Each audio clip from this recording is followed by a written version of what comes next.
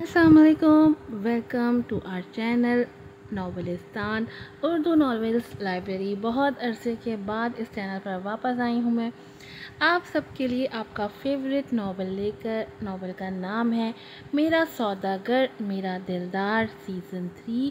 ये नावल कुछ वजूहात की बिना पर स्टॉप हो गया था, लेकिन अब इसकी कुछ ही एपिसोड 7-8 एपिसोड्स ही बची हैं, तो डेली इसकी एपिसोड्स लगाकर मैं जल्दी इसको फिनिश कर दूँगी। आप लोगों से ढेर सारी माजरत, कुछ वजूहात की वजह से चैनल पे मसले आए हुए थे और जिसकी वजह से मैं इस पर कुछ लगा नहीं रही थी। अब मैं वापस आ गई हूँ और अना से फना भी जल्द स्टार्ट हो जाएगा और एक न्यू नावल भी इसके ऊपर स्टार्ट होने वाला है, तो हमारे साथ रहिएगा। जल्दी से चैनल को सब्सक्राइब कर दें, वीडियो को लाइक कीजिएगा, शेयर कीजिएगा और अच्छे अच्छे रिव्यूज़ भी दीजिएगा। आप सबसे रिक्वेस्ट है कि प्लीज़ प्लीज़ प्लीज़ चैनल को लाजमी सब्सक्राइब करें, वीडियोस को पूरा देखिएगा, क्योंकि मुझे जो है ना आवर्स पूरे करने हैं अपने चैनल के मोनेटाइजेशन के लिए। तो प्लीज़ एपिसोड को पूरा वॉच कीजिएगा ताकि जल्द से जल्द मेरे आवर्स कंप्लीट हो जाएं और मैं चैनल को मोनेटाइज करवा सकूं। बढ़ते हैं अपने एपिसोड की तरफ। नावल मेरा सौदागर मेरा दिलदार सीज़न 3 चैप्टर 2 और एपिसोड नंबर है इसकी 17। माहिरा, ये तुम हो? वो शिशदर सा शदीद हैरत में घिरा बोला। नहीं, वो माहिरा जो तुमसे मोहब्बत करती थी सिसकियाँ लेती लेती मर गई, और अब जो तुम्हारे सामने खड़ी है वो माँ है अमल की। माइंडेड, याद नहीं तो याद दिला दूँ। कैसे कैसे निश्तर नहीं पेवस्त किया आपने मेरे दिल में। याद तो होगा वो दिन जब आपने कहा था अब तुम्हारी यही सज़ा है कि तुम अपने बच्चे के होते हुए भी उससे महरूम रहोगी, क्योंकि वो सिर्फ मीरा का बच्चा होगा, मेरी मोहब्बत का। मैं उसे अपने हाथों उसकी गोद में डालूंगा, तुम्हारी गोद सूनी करके। फिर तुम्हें पता लगेगा किसी को बे औलादी का ताना जब खुद पर लगता है तो कैसा लगता है। उसकी बात पर वो तड़प उठी थी। उसकी बात पर यारम की नज़रें शर्मिंदगी से ज़मीन में गिर गईं। अब ये नज़रें चुराना कैसा यारम साहब? और क्या कहा था आपने? ज़रा याद करें। तुम्हें अपने चुंगल से निकलने दूंगा, ये तुम्हारी खुशफहमी है, और इस खुशफहमी को ख़त्म करना मुझे अच्छी तरह आता है। मगर देखें, मैं आपकी आंखों में धूल झोंक कर निकल गई थी और आप कुछ भी नहीं कर पाए। कैसी कैसी तज़हीक नहीं की आपने मेरी उस मीरा के सामने। क्या कहा था याद है या याद करवाऊं? माहिरा, अगर अब अपनी सलामती चाहती है तो अच्छे तरीके से पेश आओ और माफ़ी मांगो मीरा से। ये ना हो कि मैं तुम्हें दो लफ्ज़ कह के फारिग करता यहाँ से निकाल बाहर करूँ। ये आप ही के अल्फाज थे ना यारम सरदार शाह, तो इतनी जल्दी कैसे बदल गए?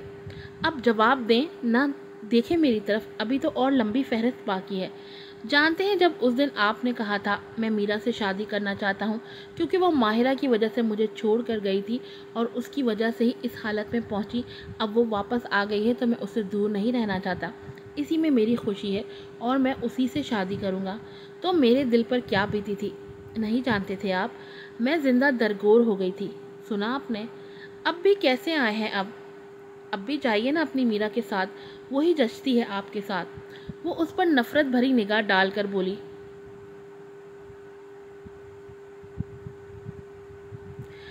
ऐसा नहीं है मायरा, मेरी बात का यकीन करो, मैं तुमसे सच्ची मोहब्बत करता हूँ। पता नहीं मुझे क्या हो गया था, मैं मीरा के जाल से खुद को बचा नहीं पाया। उसका जाल बहुत सख्त था, मगर मेरा यकीन करो, मैं तुमसे सच्ची मोहब्बत करता हूँ। मैं अपनी सज़ा भुगत चुका हूँ, प्लीज़ मुझे माफ़ कर दो और अमल को लेकर वापस आ जाओ। मैं तुम दोनों के बगैर नहीं रह सकता। ये फरियाद करते हुए यारम की आंखों में आंसू थे, मगर माहिरा कठोर दिल बन चुकी थी। जैसे सालों पहले यारम था, अब माहिरा उसका रूप धार चुकी थी, जिसे कतई उस पर रहम नहीं आ रहा था। वो किसी न किसी तरह बस इसको अजियत दिए जा रही थी, जो यारम के लिए नाकाबिले बर्दाश्त होता जा रहा था। मगर फिर भी वो एक भी लफ्ज़ कहे बगैर उसकी बदतमीज़ी, उसकी तंज बर्दाश्त करता जा रहा था, क्योंकि उसने गलत किया था माहिरा के साथ। मगर माहिरा का हाल तो ये था कि उसको फिर भी चैन नहीं आ रहा था। उसका दिल चाह रहा था कि वो यारम को उसी तरह अजियतों की भट्टी में धकेल दे जैसे इतने साल वो उस भट्टी में झुलसती रही थी। क्यों, बस हो गई आपकी? अभी तो मैंने शुरू भी नहीं किया और आपका ये हाल है। अभी तो आप देखेंगे कि मैं आपके साथ करती क्या हूँ। अपने पर बात आई तो बस, और दूसरों पर बात आई तो आप ख़त्म करना भूल जाते हैं यारम सरदार शाह। वो एक ایک دم تیکھے لہجے میں بولی تو یارم سردار شاہ لب کاٹ کر رہ گیا تھا۔ اس سے پہلے کہ وہ کچھ اور گوہر افشانی کرتی، امل ماما ماما چلاتے ہوئے اندر داخل ہوئی تھی۔ دونوں ہی اس کے آنے پر چونک گئے تھے۔ یارم نے فٹافٹ اپنی نم آنکھیں صاف کی تھیں جبکہ ماہرہ ہڑبڑا کر دروازے کی طرف مڑی تھی۔ امل کا یہاں آنا غیر متوقع تھا۔ اگر یارم اس کو دیکھ لیتا یا اس سے مل لیتا تو یہ احساس اسے خوف میں لپیٹ گیا تھا، مگر جب اس نے امل کو بابا بابا کہہ کر یارم کی طرف دوڑتے پایا تو اس کی حیرت کی انتہا نہ رہی۔ آخر امل یارم کو کیسے جانتی تھی؟ یارم کا امل کو جاننا عام بات تھی، مگر اس نے یہ امید نہیں کی تھی کہ امل بھی یارم کو جانتی تھی۔ یہ بات اسے یہ احساس دلانے کے لیے کافی تھی کہ اس سے بہت کچھ چھپا ہوا ہے۔ آخر وہ ماں ہو کر ایسی لاپرواہی کیسے برت سکتی تھی؟ وہ بزنس میں اتنا گم ہو کر بھول ہی گئی تھی کہ امل کس سے مل جل رہی ہے۔ بابا بابا آپ یہاں کیسے؟ کیا آپ کی اور ماما کی بٹی ہو گئی؟ وہ ایک دم یارم کی گود میں چڑھتے ہوئے اپنی دونوں پونیاں جھلاتے ہوئی آنکھوں کو مٹکا مٹکا کر بولی تو یارم مسکرا کر رہ گیا۔ اس کی بیٹی اس کے پاس ہو اور اس کے لبوں پر مسکراہٹ نہ آئے، ایسا کیسے ہو سکتا تھا؟ ارے ابھی تو پروسیس چل رہا ہے، جلدی آپ کی ماما مان جائیں گی اور پھر ہم سب ہیپی فیملی کی طرح رہیں گے۔ اس کی بات پر امل نے خوش ہوتے زور زور سے تالیاں بجانا شروع کر دی تھی، جو کہ ماہرہ کو نہایت ناگوار گزرا تھا، اور اس نے غصے میں آتے ہوئے جھپٹ کر امل کو یارم کی گود سے اتارا تھا، جس پر وہ کرراہ کر رہ گئی تھی۔ خبردار جو تم اس آدمی کے پاس گئی، یہ کوئی تمہارا باپ واپ نہیں ہے، سمجھی تم؟ اگر آئندہ تم اس سے ملی تو بہت ماروں گی میں تمہیں۔ وہ اسے ایک دم زور سے جھنجھوڑتے ہوئے بولی تو وہ اس کے اونچا چلانے پر رونے لگی تھی، جس پر یارم تڑپ گیا تھا۔ دوسری طرف یمامہ منگنی کے لیے رضامندی دے چکی تھی، جس پر عفاف تیاریوں میں مشغول ہو گئی تھی۔ اسے اندازہ نہیں تھا کہ مومن اتنی جلد ان تک پہنچ جائے گا۔ یقیناً اس کی محبت خالص تھی جو اس نے اتنے کم وقت میں آخرکار یمامہ کو ڈھونڈ ہی لیا تھا۔ وہ امپریس ہوئے بغیر نہ رہ سکی تھی۔ وہ اس کی منگنی کی تیاریاں دل کھول کر کرنا چاہتی تھی، مگر اس کی صحت اسے اس چیز کی اجازت نہیں دیتی تھی۔ اب وہ بہت جلد تھک جایا کرتی تھی۔ اب تو وہ بس یارم کی واپسی کا انتظار کر رہی تھی اور ماہرہ کی بھی۔ اس وقت مومن کو اوقاف نے ملنے کے لیے اپنے گھر بلایا ہوا تھا، جہاں وہ سردار اور عفاف کے بالکل سامنے بیٹھا ہوا تھا۔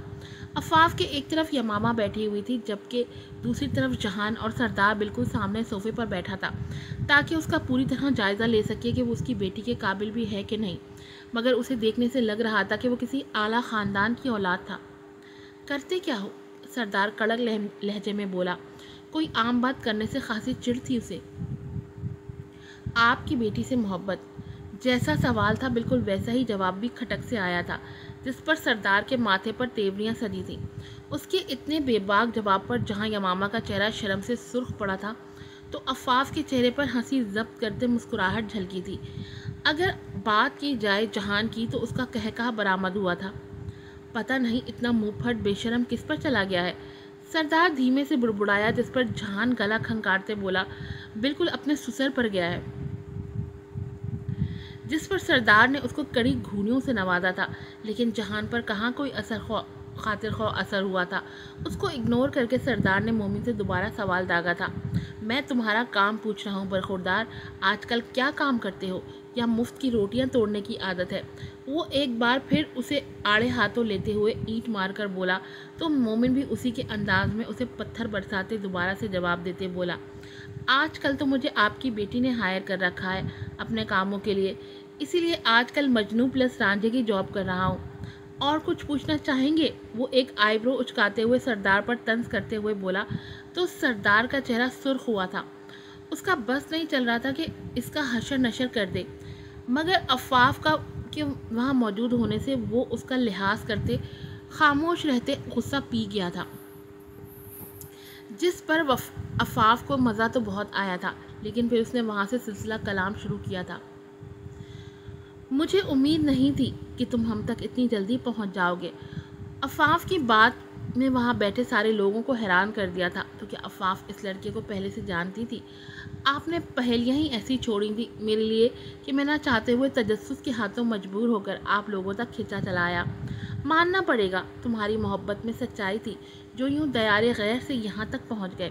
اگر آپ نے کچھ ثبوت نہ چھوڑے ہوتے تو یقیناً میں یہاں تک نہ پہنچ پاتا، اور مجھے اس بات سے اندازہ ہو گیا تھا کہ آپ نے مجھے اپنے داماد کے طور پہ قبول کر چکی ہیں۔ اس کی بات پر عفاف نے اسے دلچسپی سے دیکھا تھا۔ ایک منٹ، یہ کیا ہو رہا ہے؟ یہ افی کیا تم اس سے پہلے سے جانتی ہو، اور کب سے؟ جہان نے حیرت سے پوچھا تو عفاف نے سر اسبات میں ہلاتے ساری کہانی کہہ سنائی تھی۔ لیکن مجھے تم خاص پسند نہیں آئے، سردار نے گردن اکڑاتے ہوئے اس کو تیکھے لہجے میں دیکھتے ہوئے کہا تھا، جس پر مومن کے چہرے پر جلاتی ہوئی مسکراہٹ نے احاطہ کیا تھا۔ آپ کے پسند ناپسند کرنے سے کیا ہوتا ہے؟ جسے مجھے پسند کرنا تھا وہ تو کر چکی ہے۔ ظاہری بات ہے زندگی میں نے اپنی بیوی کے ساتھ گزارنی ہے، اپنے سسر کے ساتھ تو نہیں۔ اس نے کھٹاک سے سردار کے منہ پر جواب مارا تھا، جس پر وہ اپنا سا منہ لے کر رہ گیا تھا اور غصے سے ہاتھ کی مٹھیاں بھینچی تھی،